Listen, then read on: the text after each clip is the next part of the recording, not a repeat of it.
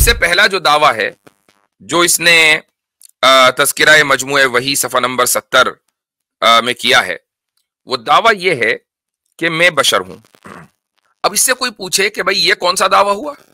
کوئی بھی انسان نہیں کہتا کہ میں بشر ہوں، اس کو کہنے کی ضرورت ہی نہیں ہے، ہر آدمی بشر ہے۔ کوئی یہ کہہ سکتا ہے کہ بھئی قرآن کریم میں بھی تو ہے قُلْ إِنَّمَا أَنَا بَشَرٌ مِثْلُكُمْ يُوحَىٰ إِلَيَّ، کہ اے محمد صلی اللہ علیہ وسلم آپ فرما دیجئے کہ میں بشر ہوں اور میرے پاس وحی آتی ہے۔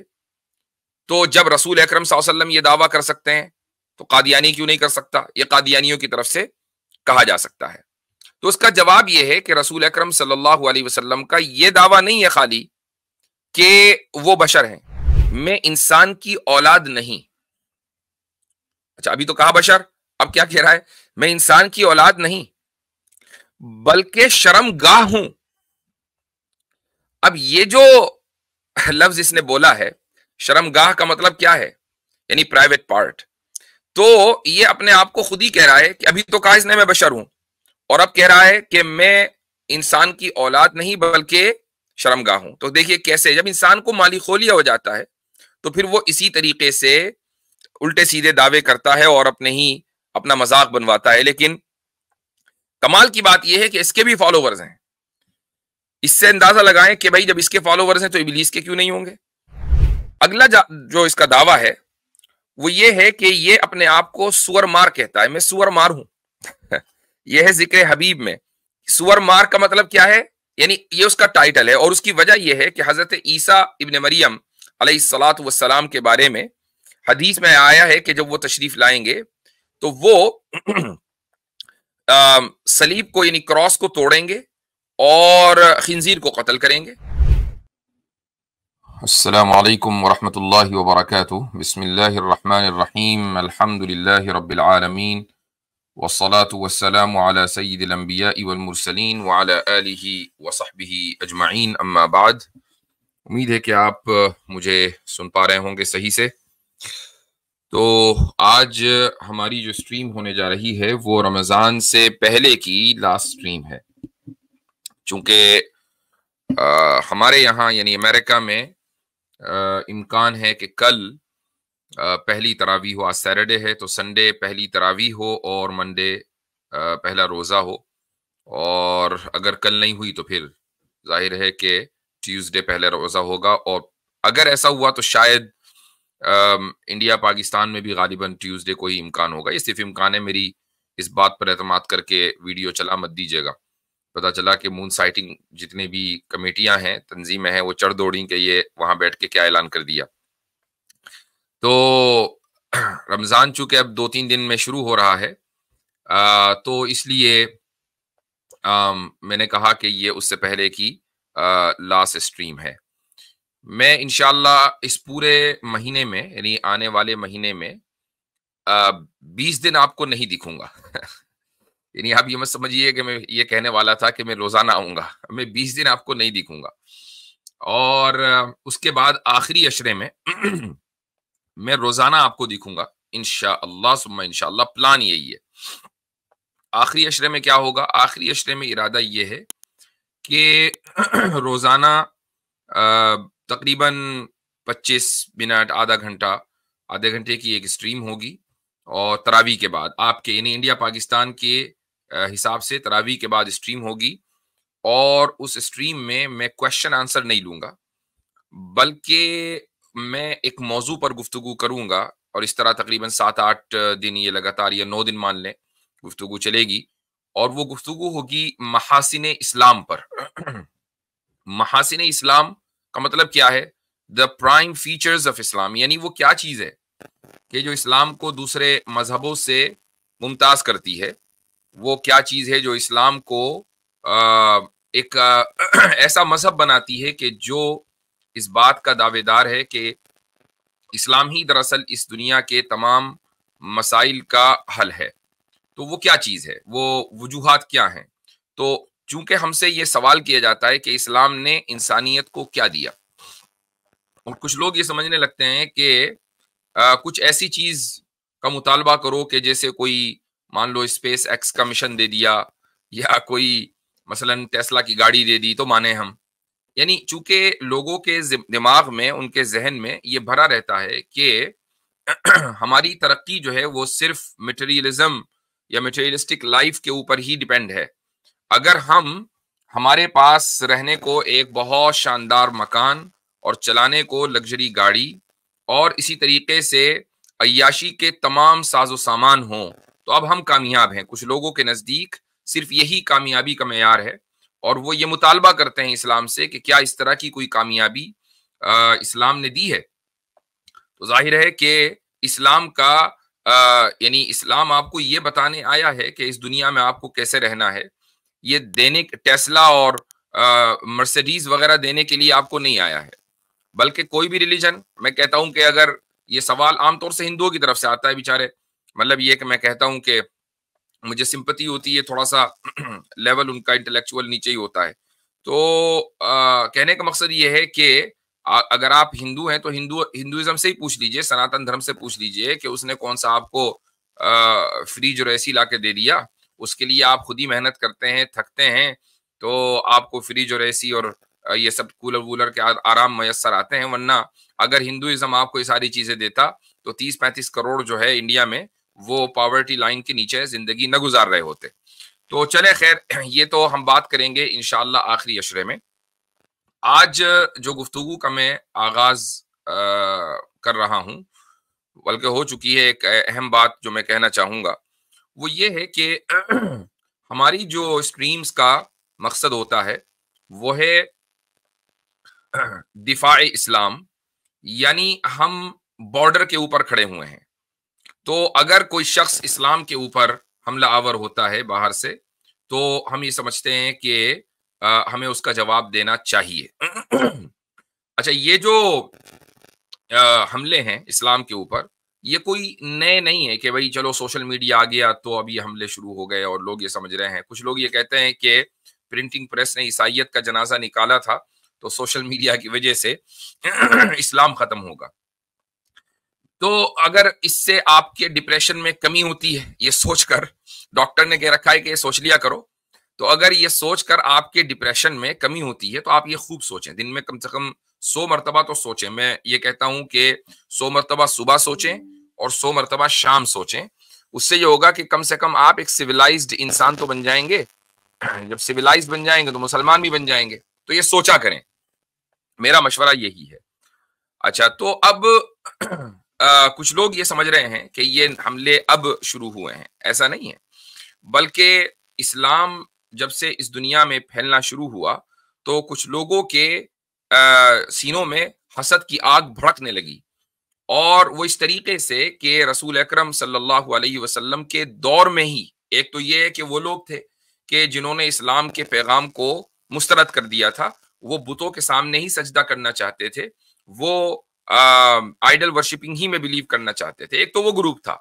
ایک وہ گروپ تھا جو یہ کہہ رہا تھا کہ ہاں بات تو صحیح ہے، یعنی محمد صلی اللہ علیہ وسلم جو بات کہہ رہے ہیں وہ تو ٹھیک ہے، لیکن کچھ ایسا لگ رہا ہے کہ محمد صلی اللہ علیہ وسلم اپنا پولیٹیکل کیریئر بنا رہے ہیں العیاذ باللہ. تو اگر وہ ایسا کر رہے ہیں تو پھر ہمیں بھی حق ہے. تو ایک آدمی آیا محمد صلی اللہ علیہ وسلم کے پاس اور کہنے لگا کہ ایسا ہے، ہم دنیا کو آدھا آدھا تقسیم کر لیتے ہیں. وہ اس طریقے سے کہ آدھی دنیا آپ کی اور آدھی دنیا میری، یعنی ادھر میں تبلیغ کروں گا اور ادھر آپ تبلیغ کرنے لگے. میں یہ عرض کر رہا تھا کہ مسیلمہ کذاب جس شخص کو کہا جاتا ہے وہ آیا اور آ کر کہنے لگا کہ ہم تقسیم کر لیتے ہیں، آدھا علاقہ آپ کا آدھا میرا. تو رسول اکرم صلی اللہ علیہ وسلم ظاہر ہے کہ اگر العیاذ باللہ کسی پولیٹیکل مقصد سے آتے تو یہ الائنس بہت زبردست تھا کہ چلو بھائی بہت جلدی پورے جزیرۃ العرب کے اوپر حکومت ہو جائے گی.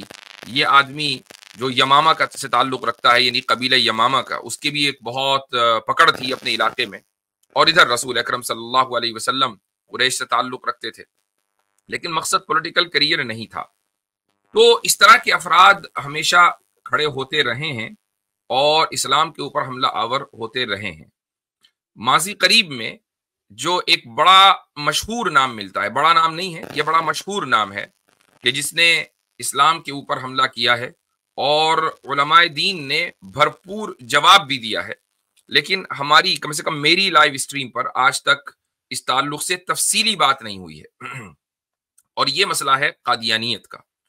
انشاءاللہ آئندہ چند دنوں میں، یعنی رمضان کے بعد، عید وغیرہ کے بعد، میں کوشش کروں گا کہ کچھ اسٹریمز قادیانیت کے موضوع پر بھی ہوں اور قادیانیوں کو انوائٹ کیا جائے گا کہ وہ اپنا کیس رکھیں اور ہم سے اس موضوع کے اوپر گفتگو کریں۔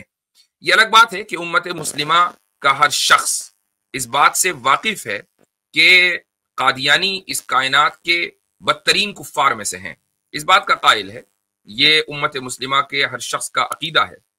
لیکن جس طریقے سے ملحدوں کے بارے میں بھی عقیدہ ہے کہ بھائی وہ کائنات کے بدترین کفار میں سے ہیں، لیکن ہم ان کو انٹرٹین کرتے ہیں، ہم ان کو بلاتے ہیں، ہم ان سے بات کرتے ہیں، ان کے ساتھ انسانی بنیادوں پر عزت کے ساتھ پیش آتے ہیں، ان کی اور ایک ڈائلاگ چلتا ہے، اگرچہ ہمارا عقیدہ ان کے بارے میں یہ نہیں ہے کہ بھائی وہ بہت اخلاقی اعتبار سے اچھے ہیں یا آخرت میں ان کے ساتھ کوئی اچھا معاملہ ہونا ہے، تو ایسے ہی ہم قادیانیوں کو بھی بلائیں گے اور ان کے ساتھ گفتگو کریں گے۔ لیکن آج ایسا کیا ہوا کہ قادیانیت کے اوپر گفتگو ہو رہی ہے؟ ایسا کوئی خاص نہیں، بس یہ ہے کہ یہاں پر اب سے چند گھنٹے پہلے شکاگو میں ایک کانفرنس ہوئی تھی جہاں مجھے بولنے کا اتفاق ہوا رد قادیانیت پر، اور ماشاءاللہ مسلمانوں کا جوش و جذبہ اس موضوع کے اوپر ہمیشہ بہت رہتا ہے، خوب بڑی تعداد میں لوگ آئے اور انہوں نے توجہ سے سنا۔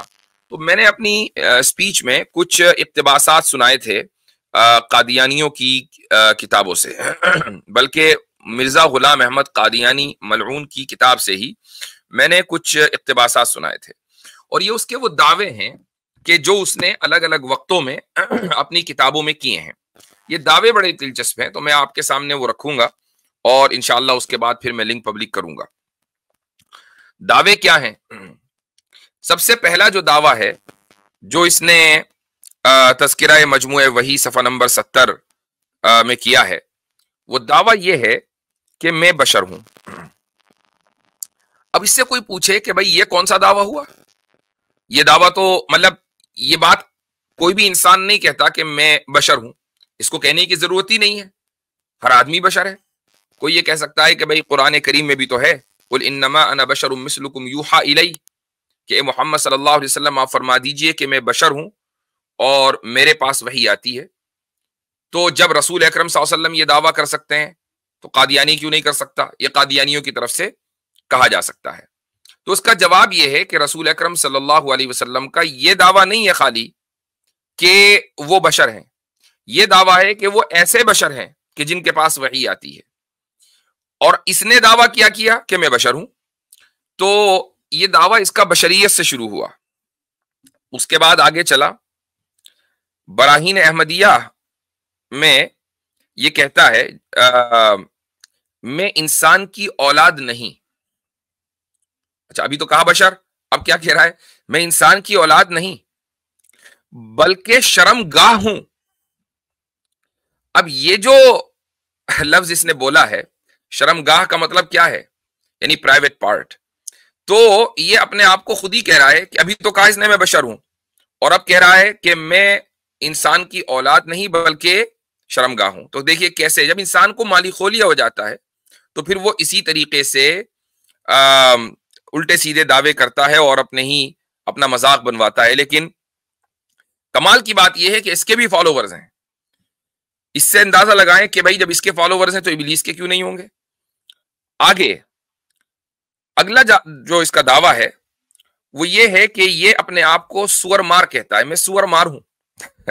یہ ہے ذکر حبیب میں، یہ کتاب ہے مفتی محمد صادق قادیانی کی، تو اس میں مرزا کہتا ہے کہ میں سور مار ہوں۔ سور مار کا مطلب کیا ہے؟ یعنی یہ اس کا ٹائٹل ہے، اور اس کی وجہ یہ ہے کہ حضرت عیسیٰ ابن مریم علیہ الصلاۃ والسلام کے بارے میں حدیث میں آیا ہے کہ جب وہ تشریف لائیں گے تو وہ صلیب کو یعنی کراس کو توڑیں گے اور خنزیر کو قتل کریں گے۔ تو یہ ان کا ایک ایکشن ہے، لیکن یہ ان کی صفت نہیں ہے۔ بھائی ان خنزیر کو کوئی بھی مار سکتا ہے، مسلمان بھی مار سکتا ہے، کھا نہیں سکتا۔ تو جو بھی اگر خنزیر کو مارے گا آپ اس کو یہ نہیں کہیں گے کہ یہ سور مارے، اس کی صفت نہیں بنا دیں گے. اس نے اس عمل کو اپنی صفت قرار دے دیا کہ یہ میری پہچان ہے. ایک اور دعویٰ ہے، یہ ہے تذکرہ مجموعہ وحی و الہامات صفحہ نمبر 568 جو میرے پاس ایڈیشن ہے طبع چہارم. اس میں کہتا ہے میں امین الملک جے سنگھ بہادر ہوں. اب اس کا کیا مطلب ہے؟ وہ کون تھا امین الملک جے سنگھ بہادر؟ اللہ عالم. آگے کا جو دعویٰ ہے وہ ہمارے ہندو بھائیوں کے لیے بڑی دلچسپی کا سامان ہے. یہ بیچارے آج کل لڑ رہے ہیں کہ جی کرشن جی کی جو جائے پیدائش ہے ہمیں وہ چاہیے، وہاں مسجد بنا رکھی ہے وغیرہ وغیرہ. یہ دعویٰ کر کے جا چکا غلام احمد قادیانی کہ میں کرشن ہوں. تو کہتا ہے کہ یعنی جس طرح میں مسلمانوں اور عیسائیوں کے لیے مسیح موعود ہوں، ایسا ہی میں ہندوؤں کے لیے کرشن ہوں. تو یہ ہندوؤں کو دعوت دے رہا ہے کہ وہ اس کی عبادت کریں. یہ حوالہ ہے لیکچر سیالکوٹ صفحہ نمبر 24 کا. ایک جگہ کہتا ہے، حقیقت الوحی کتاب کا نام ہے، کہتا ہے کہ میں آریوں کا بادشاہ ہوں. آگے کہتا ہے میں سلطان القلم ہوں. تذکرہ مجموعہ وحی و الہامات میں سلطان القلم کا مطلب کیا ہے کہ مجھ سے بہتر لکھنے والا کوئی ہے ہی نہیں، میں ہی سب سے بہتر لکھ سکتا ہوں، قلم کا بادشاہ. اچھا، ایک اور زبردست دعویٰ ہے جو اس کی کتاب ہے نور الحق صفحہ نمبر 33 میں، یہ بھی روحانی خزائن کا حصہ ہے. میں گورنمنٹ برطانیہ کے لیے پناہ اور تعویذ ہوں.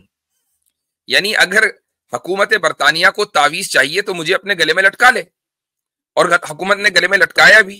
تبھی تو ان کے جو مرزے آج کل ہیں وہ کہاں بیٹھے ہیں؟ سارے انگلینڈ میں بیٹھے ہیں یا کینیڈا میں بیٹھے ہیں. اچھا، آگے کہتا ہے کہ میں محدث ہوں. یہ بھی مجموعہ وحی و الہامات میں ہے.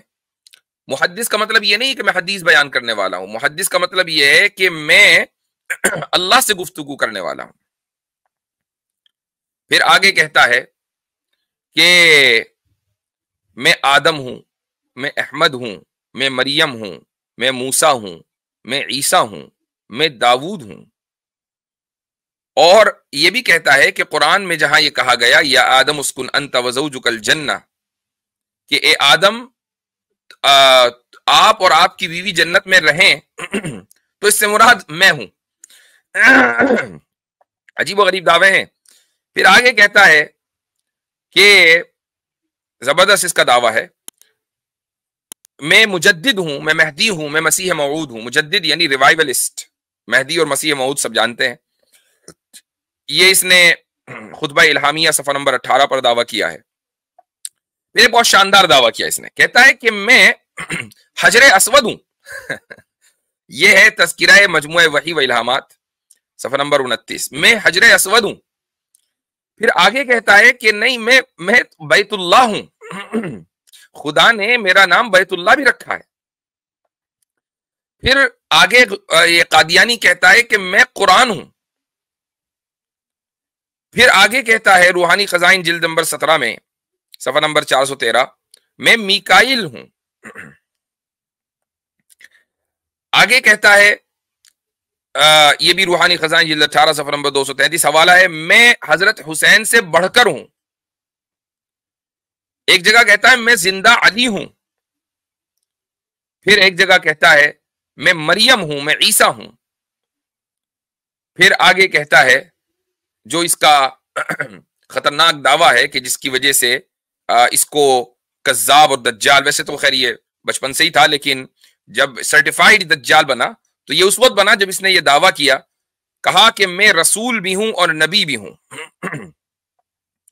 پھر ایک حقیقت الوحی میں اس نے دعویٰ کیا کہ میں تمام انبیاء کا مجموعہ ہوں. اب آپ اندازہ لگائیں کہ اس کے دعوے کیسے کیسے تھے، لیکن یہ یہاں رکا نہیں. جب ایک آدمی بشر سے شروع ہوا اور انبیاء تک پہنچ گیا اور نبوت کا دعویٰ کر دیا تو آگے بھی تو کچھ آئے گا نا. تو اس کے آگے اس نے کیا دعویٰ کیا اصل وہ بھی ہے دیکھنے کا. اب اس نے الوہیت کا دعویٰ کیا، یعنی خود ہی مان لیا کہ میں خدا بھی ہوں. کیسے؟ روحانی خزائن جلد 13 صفحہ نمبر 103 پہ اس نے لکھا ہے وَرَأَيْتُنِي فِي الْمَنَامِ عَيْنَ اللَّهِ وَتَيَقَّنْتُ أَنَّنِي ہوا، کہ میں نے اپنے آپ کو خواب میں دیکھا کہ میں بالکل اللہ ہی ہوں، عین اللہ، اور مجھے یقین ہو گیا کہ میں ہی ہوں وہ۔ تو یہاں پر اس نے خدائی کا دعویٰ کر دیا۔ جب پیٹ نہیں بھرا نبوت اور رسالت کے دعوے سے، تو آگے خدائی کا دعویٰ کر دیا کہ جی میں نے خواب میں دیکھا اور مجھے یقین ہو گیا کہ میں وہی ہوں۔ اس کے بعد اسی کتاب میں روحانی خزائن کی جلد 22 صفحہ نمبر 108 میں اپنے آپ کو خطاب کرتے ہوئے کہہ رہا ہے، یعنی اپنے آپ کو مخاطب بنا کر کہہ رہا ہے، ایڈریس کر رہا ہے، اور قرآن کی آیت کا استعمال کر رہا ہے۔ کہتا ہے کہ انما امرک اذا اردت شیئا تقول له کن فیکون، کہ اپنے آپ کو کہتا ہے کہ تو جس بات کا ارادہ کرتا ہے وہ تیرے حکم سے فی الفور ہو جاتی ہے۔ حالانکہ یہ صفت اللہ کی ہے کہ اللہ جس چیز کا ارادہ کرتا ہے کہ وہ ہو جائے تو وہ ہو جاتی ہے۔ یہ اپنے کو کہہ رہا ہے کہ یہ صفت میری ہے، یہ تو سے مراد وہ خود ہے، وہ اپنے آپ کو ایڈریس کر رہا ہے۔ تو بھائی اپنے آپ کو اس نے بشر سے جو شروع کیا، سور مار سے ہوتے ہوئے وہ اس نے کون سی راہ پکڑی کہ وہ حجر اسود بھی بنا، بیت اللہ بھی بنا، اس کے بعد عیسیٰ، موسیٰ اور مریم بنا علیہم الصلاۃ والسلام، پھر آخر میں نبی اور رسول بن گیا، اپنے آپ کو احمد بھی اور محمد بھی اس نے کہا، اور یہاں تک کہ اللہ بھی قرار دے دیا۔ تو ایک آدمی، یہ دراصل سائیکالوجی کے میدان کا ایک یہ پرفیکٹ مینٹل کیس ہے، یعنی جو سائیکالوجی کے میدان میں ریسرچ اسکالرز ہوں گے ان کو اس کی کتابوں کے اوپر ریسرچ کرنی چاہیے کہ آخر ایک آدمی کے دعووں میں اس قدر ایوولوشن، گریجول پروسیسنگ جو ہوئی ہے وہ کس طرح ہوئی ہے۔ کوئی نہ کوئی اس کے پیچھے کوئی وجہ ہوگی، کوئی ہارمونل ڈسبیلنس ہوگا اس کے دماغ میں، کچھ نہ کچھ چکر ہوگا۔ کوئی یہ کہہ سکتا ہے، میری اس بات کو سن کر کوئی یہ کہہ سکتا ہے کہ بھائی رسول اکرم صلی اللہ علیہ وسلم نے بھی تو الگ الگ دعوے کیے ہیں الگ الگ موقعوں پر۔ آپ علیہ الصلاۃ والسلام نے کہا کہ میں بشر ہوں کہ جس کے پاس وحی آتی ہے، ایک دعویٰ یہ ہے۔ آپ علیہ الصلاۃ والسلام کو مدثر کہا گیا، مزمل کہا گیا، اور ہادی کہا گیا، مہدی کہا گیا، رسول کہا گیا، نبی کہا گیا، یہ تمام کے تمام اور بھی بہت سارے نام آپ علیہ الصلاۃ والسلام کو قانے ہیں۔ تو یہ الگ الگ دعوے رسول اکرم صلی اللہ علیہ وسلم کے تعلق سے بھی تو ہیں۔ تو اس کا جواب یہ ہے کہ آپ علیہ الصلاۃ والسلام کا جو پہلا دعویٰ ہے وہ ہے نبوت کا، نبوت و رسالت کا۔ غار حرا میں آپ علیہ الصلاۃ والسلام کو نبی بنایا گیا، اور یہ دعویٰ لے کر آپ علیہ الصلاۃ والسلام حضرت خدیجہ رضی اللہ عنہا کے پاس آئے، حضرت ان کو مسلمان کیا، حضرت ابوبکر صدیق نے اسلام قبول کیا، اور حضرت علی رضی اللہ عنہ نے اسلام قبول کیا، وغیرہ وغیرہ۔ تو پہلا دعویٰ وہ ہے۔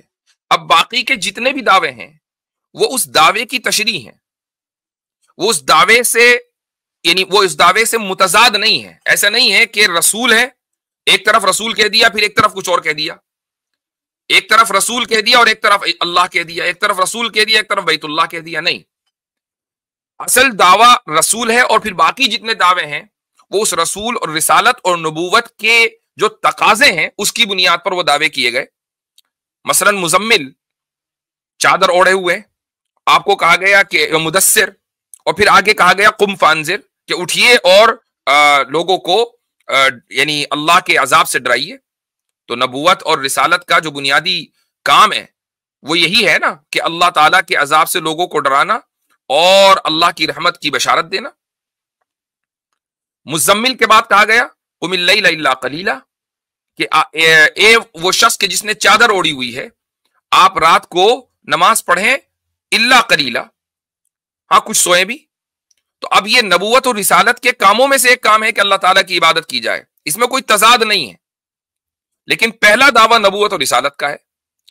ادھر آپ قادیانیوں میں دیکھیں گے کہ پہلا دعویٰ اس کا بشریت کا ہے، اس کے بعد پھر آگے چل کر سور مار ہو کر کہاں کہاں پہنچا، سلطان القلم وغیرہ وغیرہ، اور اس میں آگے اس نے دعویٰ کیا کہ جی میں مجدد ہوں، ریوائولسٹ ہوں، محدث ہوں۔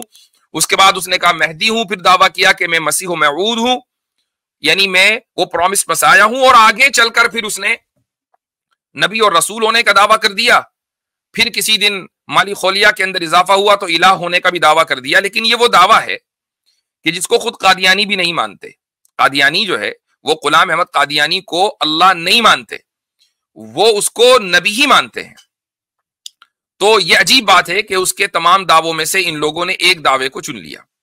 تو بہرحال یہ چونکہ رات میں نے گفتگو کی تھی تو میں نے سوچا کہ آپ حضرات کے ساتھ بھی اس کو شیئر کر دیا جائے. اور یہ دراصل آج کی گفتگو تمہید ہے آگے آنے والی لائیو سٹریمز میں جو کہ رمضان کے بعد ہوں گی. ہم اس موضوع کے اوپر بھی تفصیل سے بات کریں گے اور اسی طریقے سے ہم فتنہ شکیلیت کے اوپر بھی بات کریں گے انشاءاللہ تعالی. چونکہ شکیل بن حنیف نامی ایک شخص نے کہ جس نے دعویٰ کیا ہوا ہے مہدی و مسیح ہونے کا، تو اس نے بہت سارے نوجوانوں کو اپنے جال میں پھنسایا ہوا ہے. یہ شخص انڈیا میں ابھی رہتا ہے، غالباً اورنگ آباد میں ہے. تو جگہ جگہ اس کے لوگ ایکسپوز ہوتے ہیں اور علماء ان کا تعاقب کرتے ہیں. تو اس پلیٹ فارم کا استعمال ایک دو سٹریمز ہم اس موضوع کے اوپر بھی کریں گے. تو یہ آپ کو میں انشاءاللہ ہیڈز اپ دے رہا ہوں. تو چلیں جی آغاز کرتے ہیں آج کی لائیو سٹریم کا. میں انشاءاللہ لنک شیئر کر رہا ہوں اور جسٹ اے سیکنڈ. جی اکنالج اسلام صاحب آپ کچھ ایڈ کرنا چاہیں گے؟ جی صاحب میں بس گن رہا ہوں کہ میرا دماغ پروسیس کر رہا ہے کہ یہ بندہ کیا تھا کیا نہیں تھا کتنا تھا. ایک چیز تو ہے تھرڈ پوائنٹ پہ ایگری وہ تھا، بٹ میں چاہتا تھا کہ قادیانی بھائی مجھے یہ بتا دیں کہ وہ اگر شرم گاہ تھا تو کون سا تھا، مطلب اس کے بھی پارٹس ہوتے ہیں نا، کون سا ٹائپ تھا. بس اس پہ میں ایگری کرتا ہوں مرزا سے کہ ہاں یہ تو اس نے حق بات کہی ہے. ہاں یہ اس نے حق بات کہی ہے. باقی مطلب میں خاص کر میں قادیانیوں کے بارے میں اتنا اس طرح سے جانتا نہیں کیونکہ میں نے کبھی مطلب سوچا بھی نہیں کہ میں ان پہ اسٹڈی کروں. مطلب why to waste time on them. مطلب اللہ تعالیٰ قرآن میں واضح فرما دیتے ہیں کہ جو ہے رسول اللہ صلی اللہ علیہ وسلم خاتم النبیین ہے تو بس بات ختم ہو جاتی ہے. And of the talk. مطلب دے آر یوزلیس پیپل. جی جی جی صحیح ہے. اچھا حضرت پوچھنا یہ تھا قادیانیوں سے کہ جو پہلے اس نے کہا تھا کہ میں بشر ہوں اور پھر کہا میں انسان کا بچہ اس طرح سے، تو بعد میں اس کو جو اس نے سب دعوے کیے، تو پوچھنا یہ تھا کہ ٹیچی نے بتایا یا خود کی طرف سے یہ دعوے ہوئے؟ ایسا ہی ٹیچی بھائی وہ اسی نے کچھ کہا ہوگا. جی ہاں صحیح بات ہے. یہ ان کا جو لوگوں کو بتا دیں ٹیچی کیا ہے، یہ بتا دیں لوگوں کو ورنہ لوگ کنفیوز ہو جائیں گے نا. ٹیچی اور مٹھل لال یہ دو چیزیں میں نے سیکھی ہیں تھینکس ٹو اہیر بھائی جو ہمارے زیتون بھائی وہ چلاتے ہیں قادیانیوں کے اگینسٹ، کہ یہ دو وہ فرشتے ہیں جو مرزا کے پاس آتے تھے وہی لے کے اکارڈنگ ٹو قادیانیز کی مٹھل لال اور ٹیچی یہ دو ایکویولنٹ ہیں. نعوذ باللہ من ذالک اکارڈنگ ٹو دیم فرشتے آتے تھے باقی انبیاء کے پاس. تو یہ وہ دو فرشتے ہیں ٹیچی اور مٹھل لال. نام بھی دیکھیں نا حلوائی جیسا نام ہے. جی ہاں اچھا جی